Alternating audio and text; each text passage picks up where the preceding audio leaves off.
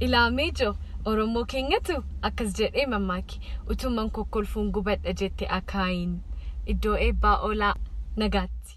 Ilaameejo Oromoo kutu akkas jedhee mammaaki haati argannee lafa argattee hin galtu iddoo eebbaa oolaa.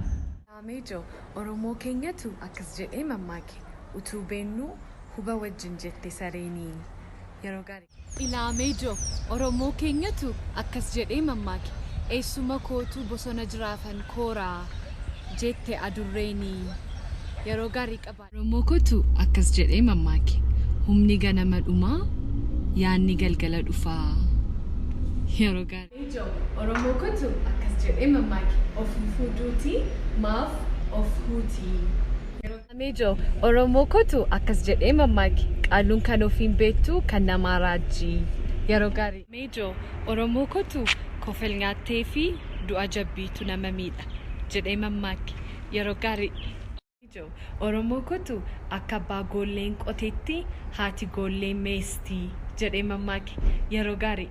Ilaameejo Oromoo kootu irbaata dallanaa gammadaatu nyaataa jedhee mammaaki turtii gaarii.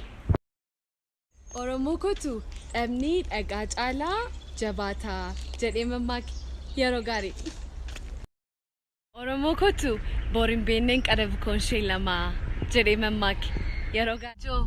Oromoo kootu dammutu mi'aa'u maraguu jedhee mammaaki yeroo gaarii.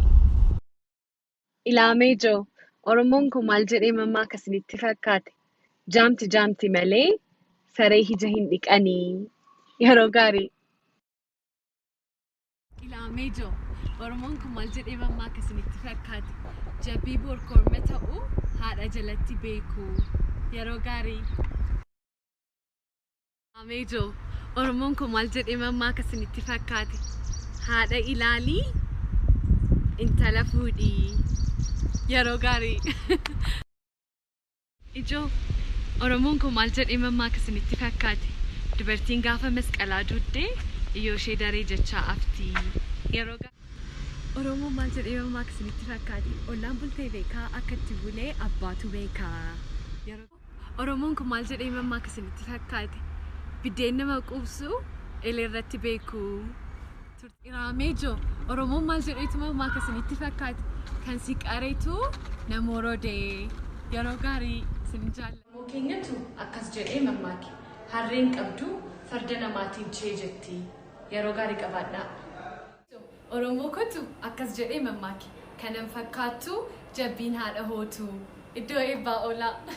Ilaameejo Oromoo keenyatu akkas jedhee mammaaki nama hidda qabu hiddi qabeen kuffisu iddoo eebbaa oolaa. Oromoo kootu akkas jedhee mammaaki kan taa'umsatti jibban kaatee namatti sirbitii ayyaana gaarii baga geessu. Akkas jedhee mammaaki miila lama qabaataniif muka lama hin yaabanii iddoo eebbaa oolaa. Keenyatu akkas jedhee mammaaki intalli haadha ciniinsuu gorsitii iddoo eebbaa oolaa. Oromoo kootu akkas jedhee mammaaki kan dandeessuudhaani jennaan gowwaan galeeniitii dhaanee nagaatti. Ilaameejo bara jabanaa jaartiitu jaarsa kabalaa. Oromoo kootu akkas jedhee mammaaki yeroo gaarii.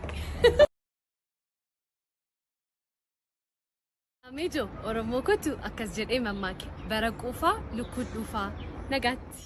Ani asin jiraa gogaan koo gabaa jiraa jette qurupheen mammaaksa Oromoodha nagaatti. Oromoo kootu akkas jedhee mammaaki akkas roobnaan manni hin baatu halkan gaarii nagaatti. Ilaameejo Oromoo kootu akkas jedhee mammaaki yasoo giddaa yoo fif jette mi'aa'ii kan sanaan achi dhagaadha jedhanii si gatu mammaaksa Oromoodha nagaatti. Ilaameejo Oromoo kootu akkas jedhee mammaaki afaan gaariin afaa gaarii caalaa nagaatti. Ilaameejo aadaa keenya badaa jiru haa deebisnu shinooyyeen aadaa keenya. Yaa shirii koo qamme yaa sinsinii koo. Yaa shirii koo qamme yaa sinsinii koo.